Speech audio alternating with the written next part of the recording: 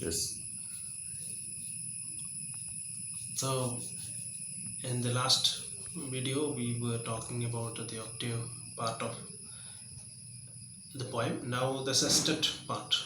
At the end of the octave session, we see how the poet tries to tell God that reason, the faculty of reason, is now proves in him too weak to defend himself, to take him towards God.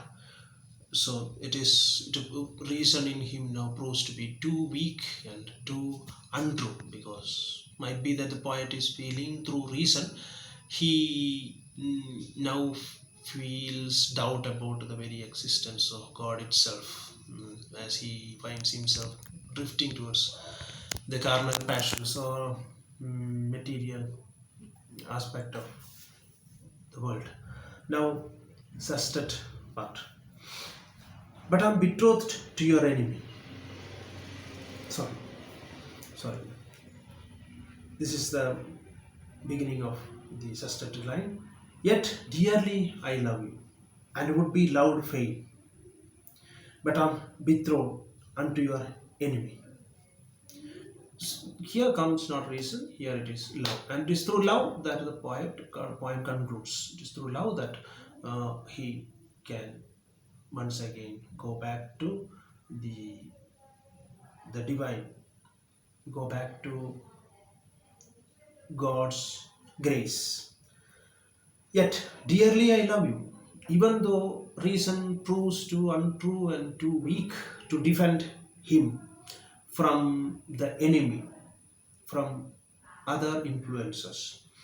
He still loves God. This is this through reason. If it is proven that God is incapable, it is through love that he regains his confidence in love, in God, in divinity. Yet dearly I love you, and would be loved faith. Means he is very glad to be loved by God. So he loves God and he wanted to be loved by God. But the thing is that I am betrothed unto your enemy. But his marriage has been now fixed with the enemy. So there is a one other kind of typical of John Donne, that it is using physical and material relationship that he often justifies the the, the eternal, the everlasting, and the divine relationships.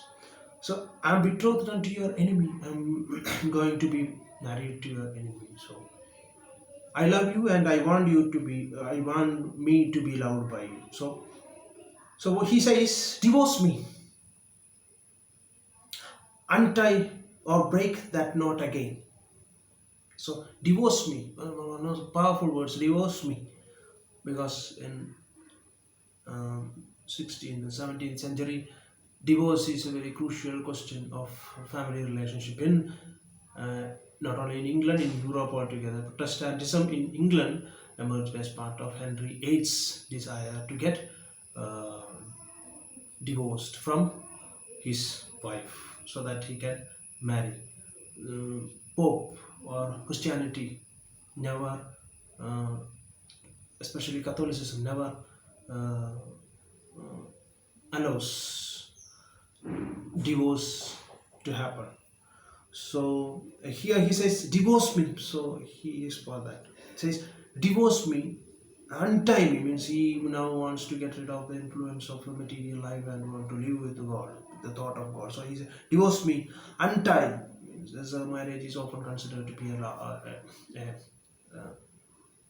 not a kind of tying up of two persons' life. So untie or break that knot again. So break that knot. He uses the word again here. Why he uses the word again uh, is free to be analyzed. Break that knot again. Take me to you, so that he can take me to you by breaking this relationship. So imprison me, for I accept you, for I accept you enthrall me, never shall be free. So there is this paradox that the poet wants to be free from material life, so that he can become part of divinity, and the divinity is the only force that he can free him by the confinement. So it is complete paradox. So take take me to you, imprison me. So he likes to be captured by the divinity. For I accept you enthrall me. If you are not going to enslave me, a poet wants to be the slave of God. And if you are not going to enslave me, it means that if he is not going to be a slave of God, he should be the slave of so many others. So he says, enthrall me. Without that, he says, I would not be free. So in his will, there is that one famous line by Dante. I think it is Dante who said, in his will we find peace, or something like that. It's divine will that human beings can find peace. It is their part of Renaissance literature. So, except you enthrall me, never shall be free. I will never feel free. So, never ever chaste, except you ravish me. It is through your ravishment that the poet can remain chaste. It's highly competing and conflicting ideas coming together. So the poet can remain chaste. How? He will be completely dedicated to God, and he will remain. Chastity is a word that is highly physical uh, in nature. Chastity, in chastity, but here it is used in order to connect the poet's relationship with the divine. So chastity, he can keep himself chaste. Means he can keep himself faithful. Keep himself pure and fully dedicated to the um, life of a priest or a believer, life of a believer.